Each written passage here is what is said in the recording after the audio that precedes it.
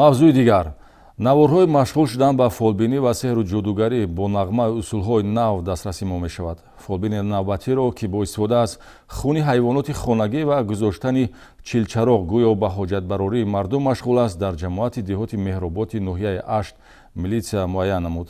Дар натиҷаи коркарди оперативӣ кормандони шӯъбаи вазорати корҳои дохилӣ дар ноҳияи Ашт боз як кирдори ба ҷомеа хавфноки фолбиниро ошкор намуданд, ки аз мардумфиребӣ беш нест. Бо ваъдаи табобату дуохонӣ шаҳрванд Абдулло Ҳамдамов соли таваллудаш 1936 дар хонаи иқоматиаш воқеъ дар ҷамоати деҳоти меҳроботи ноҳияи Ашт ба сеҳру ҷодугарӣ машғул шуда, бар ивази маблағи пулӣ мизоҷонро қабул ва бо истифода аз ашёҳои сахту карахт, хуни ҳайвоноти хонагӣ, хизматрасониҳои ба боварии динӣ алоқаманд, хондани ҳар гуна дуо ва тавсияҳои ғайримуқаррарӣ онҳоро бовар мекунонид, ки ба корашон омад саломатиашонро барқарор ё аз хавфи безурётӣ наҷоташон дода дар самти оиладорӣ хушбахт месозад. Масалан, як усули хизматрасонии ӯ, ки дастрасӣ милитсия гашт, гузоштани чилчароғ, ки аз чӯб, пахтаву равған омода месозад ва хуни ҳайвоноти хонагиро бо замзамаи дуо ба узвҳои бадан молиш додан аст.